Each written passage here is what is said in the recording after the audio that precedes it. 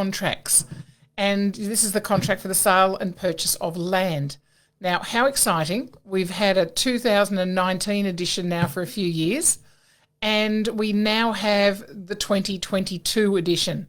And it's pretty exciting when you're actually using documentation with the same year as it was actually launched. It's like driving a brand new car and the plate on it's the year that it is. You feel really rather special about that.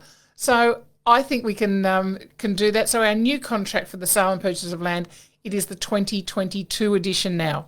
So the Law Society have obviously launched this edition in New South Wales, and it's just a New South Wales issue, this.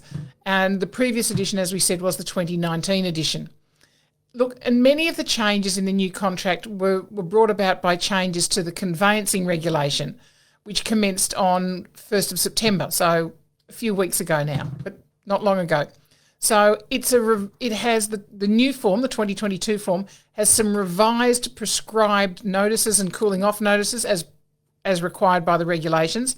Now, some of the other changes, there's several new inclusions, including air conditioning, ceiling fans, EV chargers.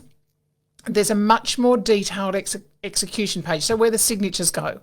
So it's making it really clear about signatures here and there, and obviously that can be put through as electronic signatures. Clauses have been restructured within the 2022 version in recognition of that transactions nowadays are predominantly occurring as an electronic conveyance through an electronic lodgement network. Now, we all know that for settlements, but a lot of the exchanges are now happening that way, and the minority of transactions are actually occurring as a manual paper transaction. There's also changes in the clauses to the payment of deposits by EFT, so electronic funds transfer, and according to whatever the terms are in the contract for that. There's a submission of a GST payment notification form that has been reduced from 5 days to 2 business days. So these are all changes in the clauses. So obviously this is something that solicitors and conveyancers are dealing with, but as an agent you need to know that there are issues here, because who is your client standing in front of? They're always standing and talking to you. They don't go back to their solicitor or their conveyancer and ask all of these questions. And it's not about you giving advice. It's about saying, yes, that is dealt with in the contract. Talk to your solicitor, talk to your conveyancer about that. There's also changes in there about the first home buyer choice in terms of the property tax in the event that it forms a charge on the land, and the clarification of that tax that needs adjusting.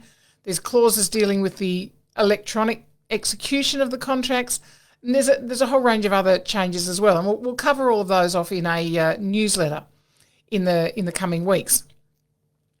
So now the prescribed notices that are contained in the 2019 edition can be continued and used until 28th of February next year.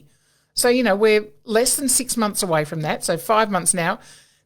Because there is a transitional provision, but it cannot be used in contracts that are entered into on or after the 1st of March next year. So, again, not far away now.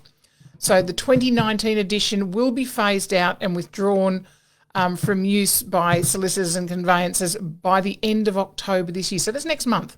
So we're only weeks away from there not being any 2019s. If you've got 2019 versions in for properties that you are currently have listed, then that's fine. But for the transition phase. So, it's either sell them or you'll be getting a new contract, coming March next year.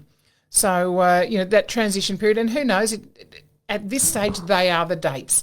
So that's what we're dealing with at the moment. Obviously, we'll be including that when we chat in CPD and looking at those, because when we talk about contracts in the compulsory CPD, we'll now include our discussion around this as well.